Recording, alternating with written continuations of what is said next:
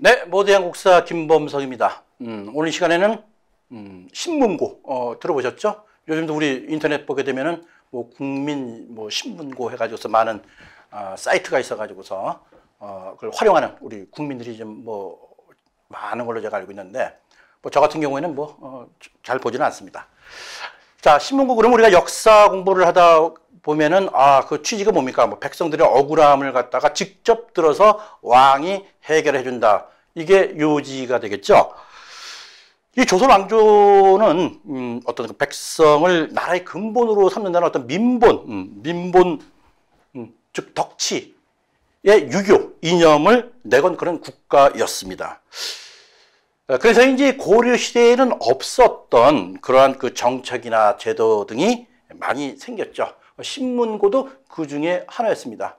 물론 세종대왕 때 뭐 훈민정음 창제부터 해서 또 신문고 설치, 뭐 암행어사 파견, 뭐 여러 가지 어떤 백성을 위한 그런 그 이 제도적 것이 많이 생겼다는 것은 우리가 그냥 피상적인 그러한 내용인데, 여기서 오늘 신문고의 그 실상을 한번 정리를 해볼까 합니다. 자, 신문고, 누구를 위한 신문고인가 제가 이렇게 말씀을 드렸죠. 자, 뭐 이게 북이 있네요. 이거 쾅 치면은 이제 뭐 임금이 나와서 어떤 억울한 사연이 있냐, 뭐 이렇게 묻고서 해결해 주마, 뭐 그런 취지의 이런 북일 겁니다. 틀림없이.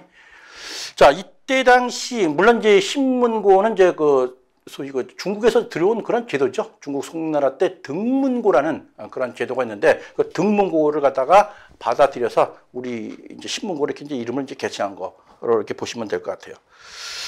자, 백성을 위한 정치, 백성을 위한 정치라는 어떤 그 캐치프레이즈를 가지고서 만드는 제도. 1401년 태종 즉위년에 이것이 이제 신설이 되었습니다. 자, 하지만 여기서 보시면 청원, 상소, 고발은 국가 반란 음모죠. 이러한 세 가지 패턴을 가지고서 신문고를 이제 사용하게끔 만든 거죠.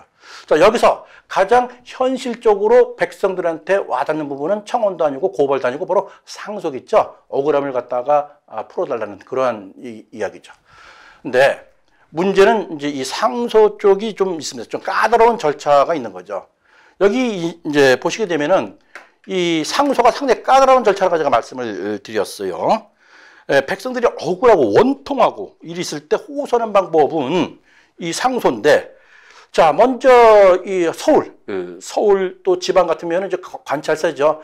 여기에서 이제 일단 뭐 소유 심사가 통과가 되면은 요것이 사헌부에 가서 사헌부에서 다시 또 최종적으로 이제 임금까지 간다, 뭐 이런 식으로 되고 있는 거죠. 먼저 1차로 서울과 지방에 해당 관청에 호소를 하고, 그렇게 한 뒤에도 억울한 내용이 있을 때 사헌부를 거쳐서 비로소 신문고를 칠 수 있었다라고 그렇게 되어 있죠. 자, 신문고를 칠 때에는 그 억울한 내용을 진술해서 또 담당 관리가 글을 작성하고 신청자가 사는 곳을 확인한 다음에 북을 두드리게 했죠. 물론 나중에는 북을 친 다음에 뭐 글을 작성하고 뭐 이제 이런 식으로 이제 한 부분도 있죠. 그래서 결론적으로 뭡니까? 억울하고 원통한 일이 있어도 신문고를 친다는 것은 매우 어려운 일이었다라는 점이죠. 그리고 이렇게 그 신문고를 치기 어려운 점은 이게 치기 까다로운 점은 절차 때문만도 아니었어요. 뭐 예를 들면은 경국대전, 우리나라 그 최초의 법전이죠. 이 경국대전에 보면은 이제 형전, 이 법률에 관련된 거죠. 여기 보면은 이 조선 시대는 이제 신문사회였어요. 그러다 보니까는 어떤 제한이 즉 국가 안위에 관련된 사건 또는 불법 살인 사건을 빼고는 이런 이 중앙관청의 하급 관리라든가 또는 이 노비들이 그의 상관을 갖다가 고발하는 경우, 또 지방의 향이죠. 들이 어떤 관찰사나 수령을 고발하는 경우는 오히려 벌을 받는 다고 이렇게 규정을 해 놓은 거죠. 아니, 그러면 이거 뭐 이런 이 관찰사라든가 소위 고을 사또 원님들이 그 부정 부패 이런 것을 저질러서 자기로 하여금 많은 피해를 입혀서 그게 억울해서 신문고를 치려고 그러는데 그것을 못하게 하면 이거 뭐 이슬람 안 하는 거 아닙니까? 뭐 하려고 이 신문고를 만들었어요. 그러니까는 또 노비의 경우에는 아예 북을 치기가 쉽지도 않았어요. 노비 같은 경우는 뭐 인간 대접을 못 받았다라고도 볼 수 있는 거죠. 그러니까 노비 같은 경우에는 신문고를 치려고 했는데 관리가 그것을 갖다가 허용하지 않았기 때문에 그냥 이런 일이 있었어요. 그냥 이 광화문에 걸려있던 그런 것이 이 종을 막 쳐버려. 그래서 끌려간 뭐 이런 일도 있었죠. 그리고 또 설령 신문고를 쳤다 하더라도 왕에게 직접 보고가 들어가지 않은 사례가 너무나도 많다는 얘기죠. 그리고 이것이 조선 후기로 가면 이게 더 이제 심했던 모양이에요. 그러니까는 말로는 백성을 위해서 신문고를 설치는 했지만서도 실질적으로 백성들이 자기의 억울함과 원통함을 갖다가 호소하는 데는 어떤 절차상의 까다로움과 기본적인 시스템이 이게 안 돼 있다라는 얘기죠. 자, 홍차기전이라고 이제 책 제목인데 영조 때 후기 때 이계라는 문신이 지은 그 책이 있어요. 그 내용에 보게 되면은 홍차기전이라는 이런 그 내용이 나오는데 이 내용이 뭐냐면은 아버지가 일단 뭡니까 이 충청도 충주에 홍선보라는 그런 사람이 있었는데 어떤 살인 사건에 연루가 된 거예요. 근데 이 사람은 그 범인이 아니죠. 억울하게 누명을 씌워서 살인범으로 지금 옥에 갇힌 거죠. 자, 이 억울함을 갖다가 풀기 위해서 그 부인이 뭐 이 신문고를 갖다가 이제 활용을 했겠죠. 우리 남편이 억울하다, 죄가 없다. 그런데 그러면 뭡니까? 억울한 누명이 있으면 그걸 밝혀주는 것이 바로 국가의 임무죠. 임무인데 그럼에도 불구하고 이 사건이 계속 묵히고 썩히고 이렇게 되는 거죠. 결국은 이때 또 뭡니까? 또 부인은 또 이 소위 이 임신을 하고 있었죠. 이 억울하게 끌려간 이 흥선부에. 그래서 그 아들 이름이 차기예요. 자, 결국은 이 부인은 자기 남편의 억울함을 풀려고 백방으로 노력했지만 결국 그것을 뜻을 이루지 못하고 죽음을 당하죠. 그리고 그 어린 아들이 아버지의 억울함을 풀기 위해서 또 백방으로 노력을 합니다. 자, 그 시골에서 지금 서울까지 올라가려면 그 수백 리길 갖다 걷고 걸어서 또 관리한테 신청을 하고, 이렇게 여러 가지 했지만 관리들이 뭡니까? 복지부동인가요? 또 이를 왕한테 보고도 안 하고 이러다 보니까 뭡니까? 세월만 계속 가는 거죠.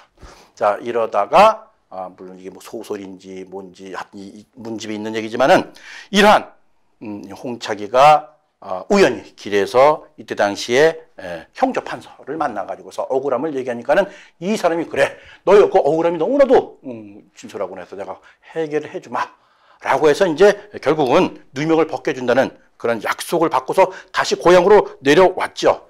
자, 이때 이 병조 판서가 야, 사건 한번 찾아보자 보니까 이 사건이 뭡니까? 뭐 10여 년 전에 일어난 사건이 돼가지고서 여기에 대한 뭐 관련 자료라는 것도 거의 없고 뭐 이렇게 된 거죠. 결국은 세월이 흘러서 이 홍차기라는 아들한테 자, 아버지가 이제 곧 풀려난다라는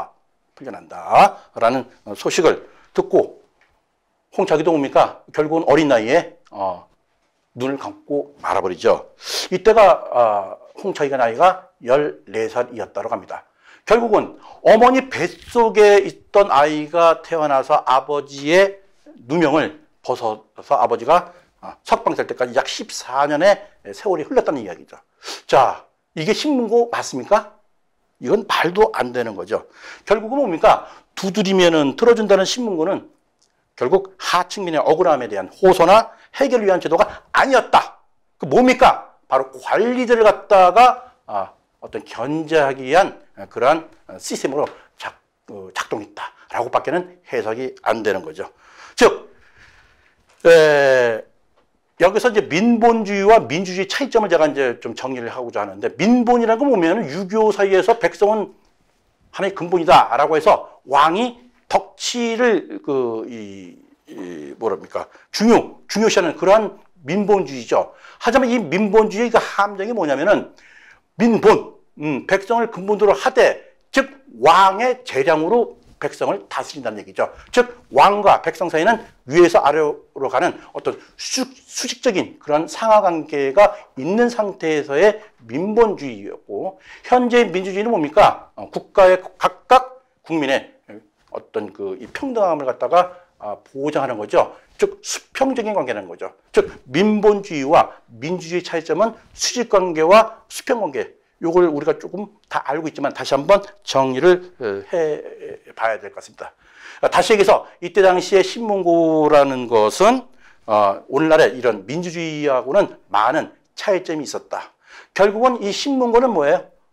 그냥 흐지부지 이렇게 돼버린 거죠. 결국은 다시 또 영조 때 뭐 부활이 됐다고는 하지만 그 이후에 신문고를 활용해서 많은 백성의 억울함을 갖다가 풀어줬다는 사례는 별로 제가 책에서 들은 바는 없습니다. 결국은 뭡니까? 어떤 태종의 업적, 시험 문제에 나오는 신문고 설치, 그리고 영조 때 부활, 이 정도로만 우리가 알고 있는 거죠.